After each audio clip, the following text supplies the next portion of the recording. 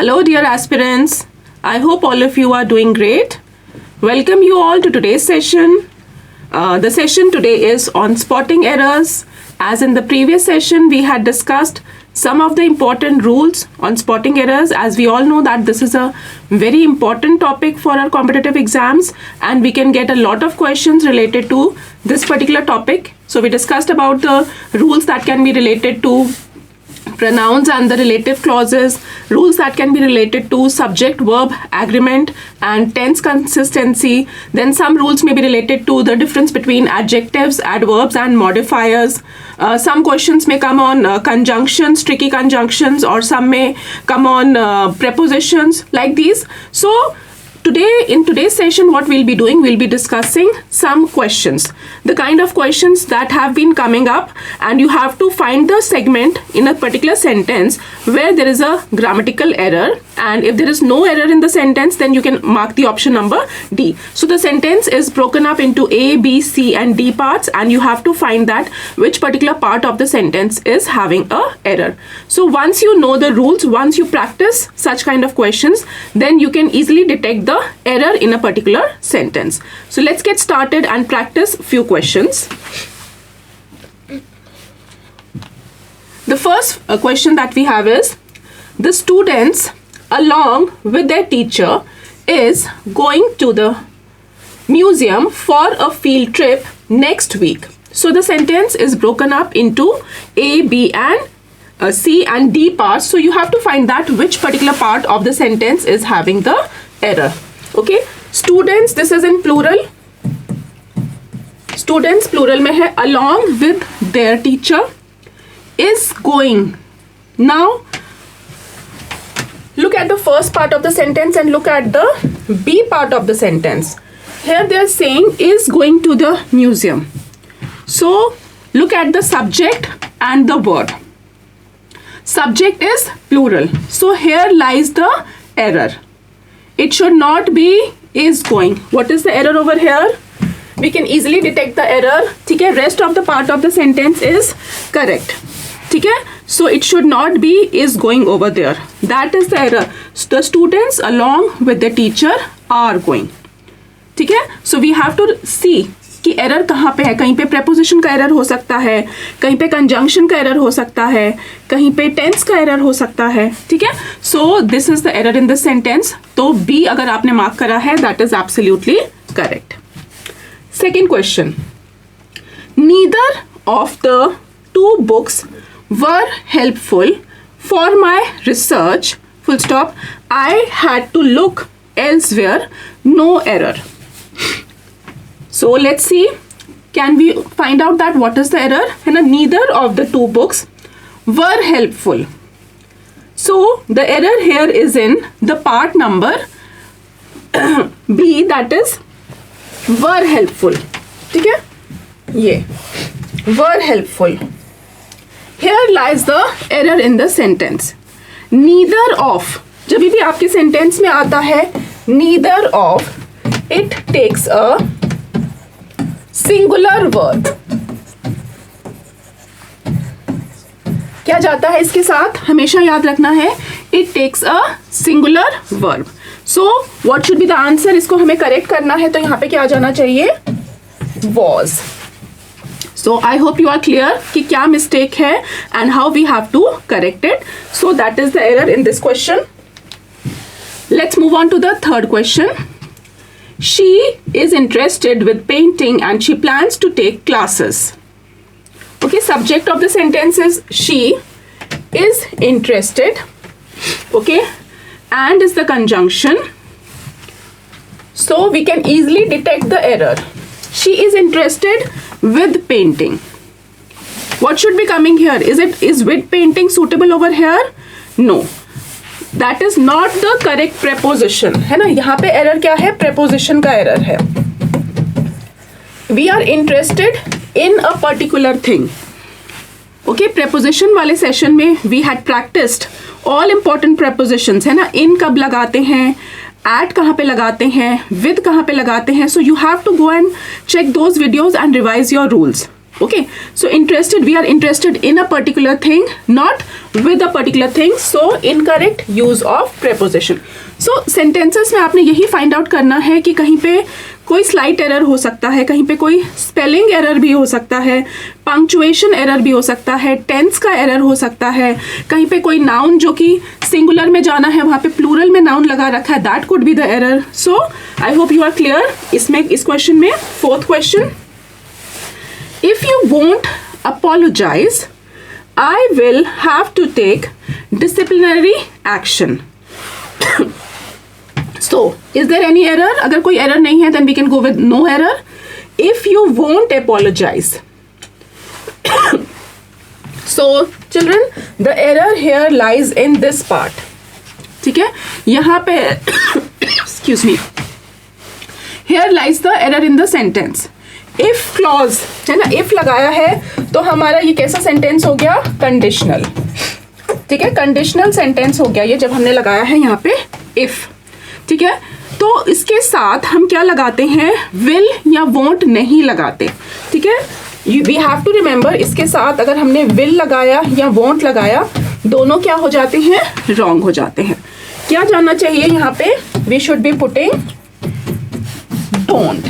ठीक है, अगर हम don't लगा देंगे then the sentence is grammatically correct. So if you don't apologize, I will have to take disciplinary action. So here lies the error. I hope you are understanding. Moving on to the next question, question number 5. The news about the merger are alarming the employees across the company, and D part is saying no error. Okay, so यहाँ पे देखते हैं क्या error है, क्या preposition का error है, क्या सब्जेक्ट वर्ब एग्रीमेंट का एरर है, क्या नाउन का एरर है. What is the error? So news है ना, न्यूज़ को हम NEWS न्यूज़ ही लिखते हैं. ठीक है, नाउन का एरर नहीं है. अबाउट द मर्जर यहाँ पे भी कोई मिस्टेक नहीं है ए पार्ट में. Are alarming. अब न्यूज़ देखो कैसा नाउन है. In the nouns chapter when we had a class on the nouns chapter we discussed about some nouns. ठीक है, जो कि uncountable होते हैं. ठीक है, like we talked about some words like mathematics, economics, ऐसे वाले words. तो they take a singular verb. Okay, they appear to be plural but they are actually singular. ठीक है, they appear to be plural but they are actually singular. So news जो कि है आपका एक uncountable noun. ठीक है, it is appearing to be plural. News आपको लग रहा है कि प्लूरल है but it is a singular. तो उसके साथ जो वर्ब जाएगा that should also be a singular verb. So यहाँ पे ये जो आर लगाया है दैट इज रॉन्ग. ठीक है, तो सारे topics all parts of speech and their rules should be clear, then only we can solve these error spotting questions correctly. ठीक है, difference between countable and uncountable nouns, singular and plural nouns, subject verb agreement rule. So the news about the merger is alarming the employees. Rest of the sentence is absolutely correct. So that is your fifth question. Question number 6. The child was so tired that she laid down on the sofa and immediately fell asleep. And D part is saying no error. Subject of the sentence is child was so tired that she. So क्या error आ रहा है यहाँ पे? Error यहाँ पे आ रहा है इस पार्ट में. laid down on the sofa. Past tense. ठीक है, यहाँ पे हम बात कर रहे हैं सेंटेंस में past tense की. तो past tense में हमारा वर्ब क्या हो जाएगा? LIE lie का पास्ट टेंस में क्या हो जाएगा? ले. ठीक है, past tense of the intransitive verb lie is lay, है ना. ले नहीं जाएगा यहाँ पे, सॉरी, लेड LAID लेड जो लगाया है दैट इज रॉन्ग. क्या जाएगा हमारा? The child was so tired that she lay down. LAY lay down होना चाहिए. Okay, so that is the mistake, a slight mistake over here. तो माइन्यूट सा मिस्टेक होता है किसी भी सेंटेंस में. I told him about the project which was due to the following day. So do you think is there any error in question number 7? ठीक है, मैंने उसे बताया I told him about the project which was due, जो होने वाला था the following day. which जो हमने लगाया है प्रोजेक्ट के लिए एब्सोल्युटली करेक्ट है. ठीक है, सो इस सेंटेंस में कोई भी एरर नहीं है. So we are going to go with the D option. It is grammatically correct. I told him about the project, about correct लगाया है, which was due the following day, no error over here. 8th question. My younger sister sings very well and she also plays the piano good. No error. My younger sister sings very well. यहाँ तक कोई error नहीं है. And she, यहाँ तक भी कोई error नहीं है. Also plays the piano good. Piano कैसा बजाती है. अब एडवर्ब चाहिए वर्ब को मॉडिफाई करने के लिए. प्ले क्या है यहाँ पे, वर्ब है. यहाँ पे ये जो इन्होंने गुड लगाया है as the adverb, that is wrongly used. We discuss that adverbs are those parts of speech that are modifying the verbs, that are modifying the adjectives or another adverbs in the sentence. Okay, तो यहाँ पे my younger sister sings very well and she also plays the piano तक error नहीं है.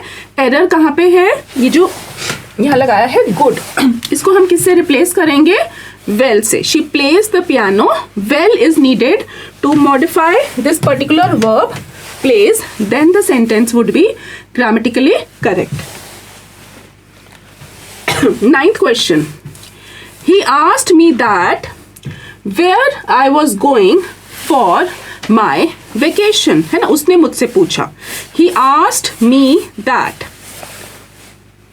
Where I was going for my vacation में तो कोई error नहीं है. ठीक है, तो एक छोटा सा एरर है यहाँ पे. कहाँ पे, ही आस्क्ड मी दैट में. ठीक है, ही आस्क्ड मी दैट में एरर है. यहाँ पे हमें दैट का रिक्वायरमेंट नहीं है, सिंपली होना चाहिए he asked me where I was going. ठीक है, two question like conjunction words like that and where can not be used together, है ना. यहाँ पे दैट भी लगाया है और वेयर भी लगाया है, तो दैट का इनकरेक्ट यूज है. दैट को हम यहाँ से कट कर देंगे, then the sentence would be grammatically correct. He asked me where I was going for my vacation. 10th question.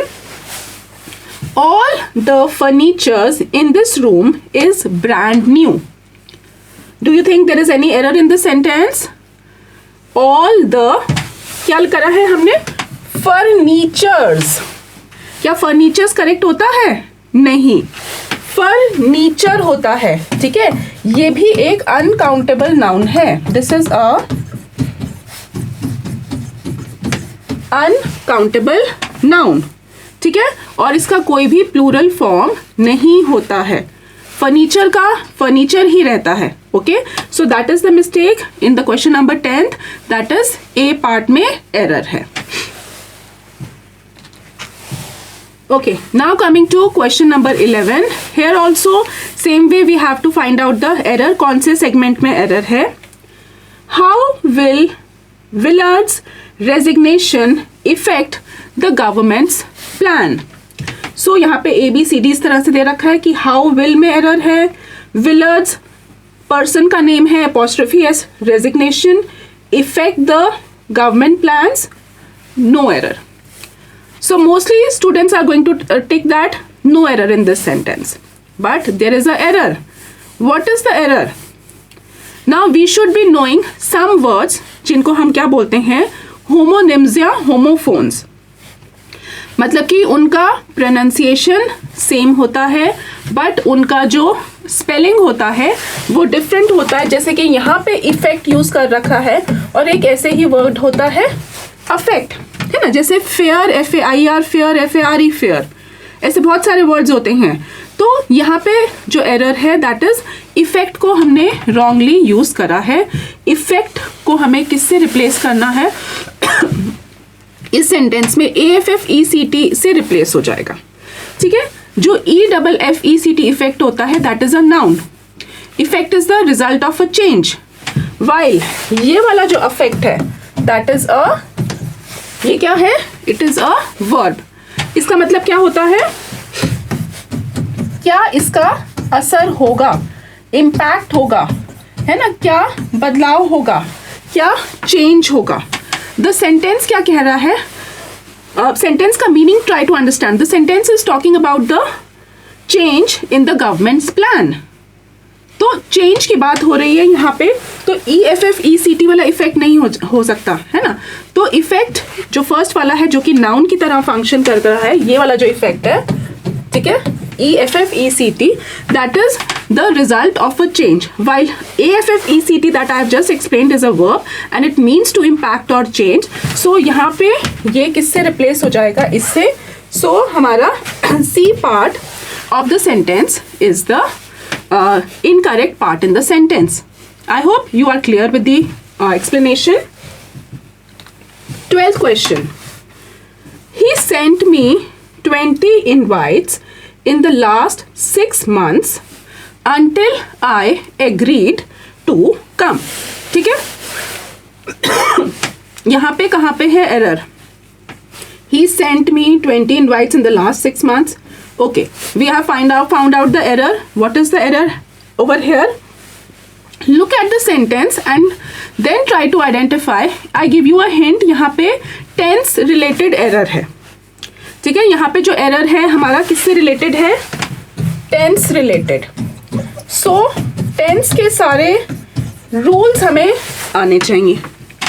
Basically ये सेंटेंस जो बात कर रहा है ये पास्ट टेंस की बात कर रहा है, और टू बी मोर प्रिसाइज यहाँ पे ये जो बात हो रही है it is going in the past perfect tense.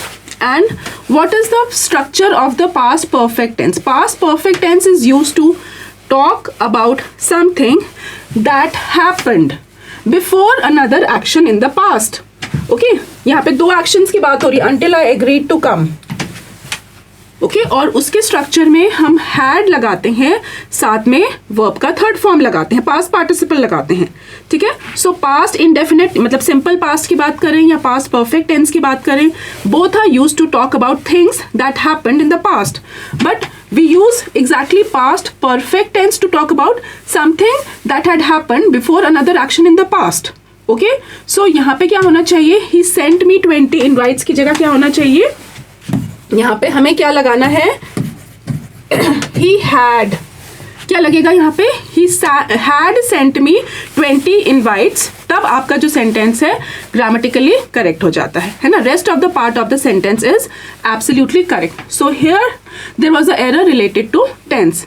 So I hope आपको समझ में आ रहा है कि as we are practising lots of questions that error can be in related to anything.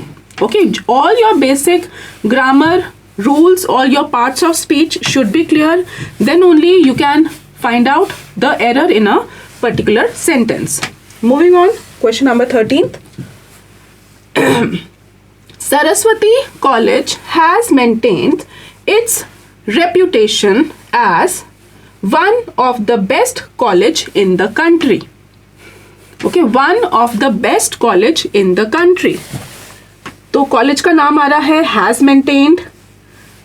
Error lies in the part, किस part में error है, ये बी पार्ट में. क्या है error, one of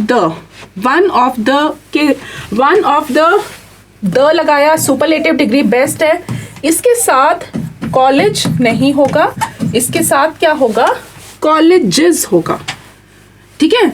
one of the के साथ जब आपका नाउन आता है ना, ये हमेशा याद रखना है, it is always a plural noun. हमेशा वन ऑफ द के साथ जो नाउन आता है it is always a plural noun. ठीक है.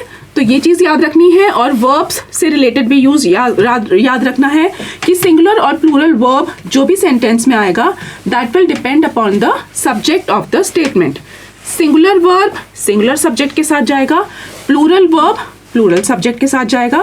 So this particular point is also very important. And यहाँ पे वन ऑफ द के साथ क्या जाएगा आपका plural noun, that is colleges. So that is the correct answer B.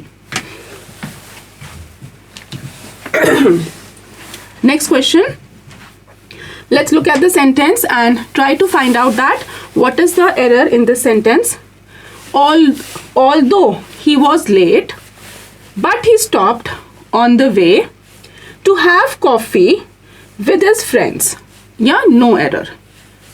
Although लगाया है conjunction जबकि वो late था. Although he was late. यहाँ पे error है किससे related? Conjunction से related. And if you remember in the session in which I told you about conjunctions, okay, if you have not watched that video, watch that video before. In that particular video, I had told you that the conjunctions that come in pair, although conjunction के साथ जो next conjunction जो मतलब जो pair में conjunction जाता है, that is yet and not but. So although he was late, yet he stopped on the way. ठीक है, आपको फर्स्ट ग्लांस में लगेगा कि सही है. Although is used to express the opposite or the contrary qualities or actions of a person.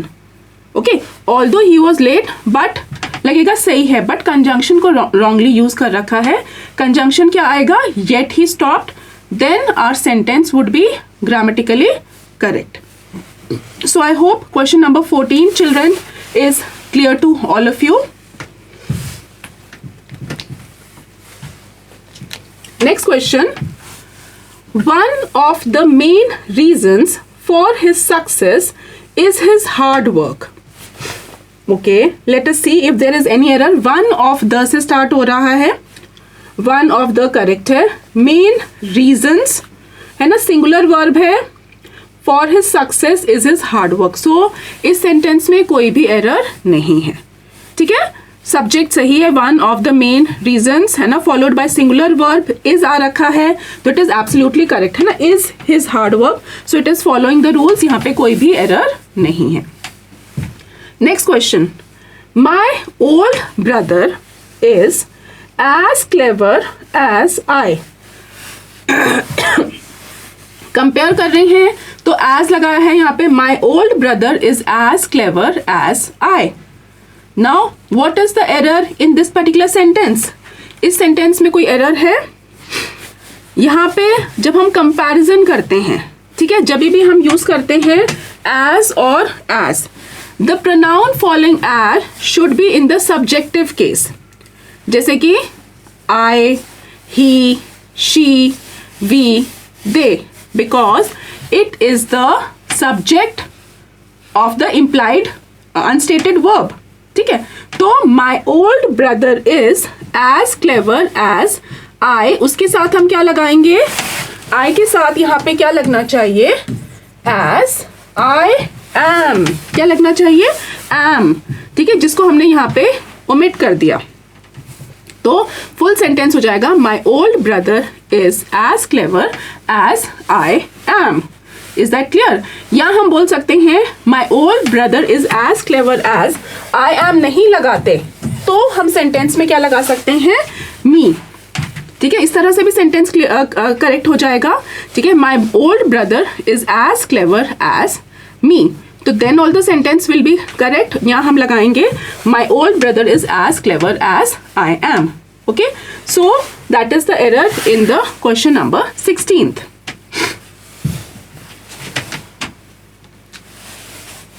The police has arrested 2 suspects who were involved in the robbery. The police is the subject, has arrested. Error कहाँ पे जा रहा है? यहाँ पे in the B part, that is error जा रहा है has arrested में. अब पुलिस कैसा नाउन है? Police is a collective noun. कैसा नाउन है? collective noun. ठीक है, अब पुलिस के साथ यहाँ पे वर्ब क्या जाना चाहिए? ठीक है, प्लूरल ट्रीट कर रहे हैं ना उसको, पुलिस को हम प्लूरल ट्रीट कर रहे हैं, we are treating it as plural. तो उसके साथ जो वर्ब जाना चाहिए that should be have and not has. Police have arrested, then the sentence would be grammatically correct. Next question. Everyone should respect his or her elders and care for them. ठीक है, everyone से start हो रहा है sentence. everyone, ठीक है, everyone के साथ हम लगाएंगे singular verb. तो is our verb singular over here? We have to check. ठीक है, represented by his or her, बिल्कुल सही है. तो this sentence is grammatically correct, है ना, यहाँ पे कोई भी एरर नहीं है. एवरीवन के साथ जो है हम यहाँ पे लगाते हैं, सॉरी, सिंगुलर प्रोनाउन, है ना, सिंगुलर प्रोनाउन लगेगा इसके साथ. तो everyone his should respect his elders या her elders and care for them. So that is absolutely correct. So I hope you are clear. So we have practiced few questions and you have got an idea about the kind of questions that will be coming in spotting errors, and we'll be practicing few of more such questions in the upcoming session. Thank you everyone. Bye bye and take care.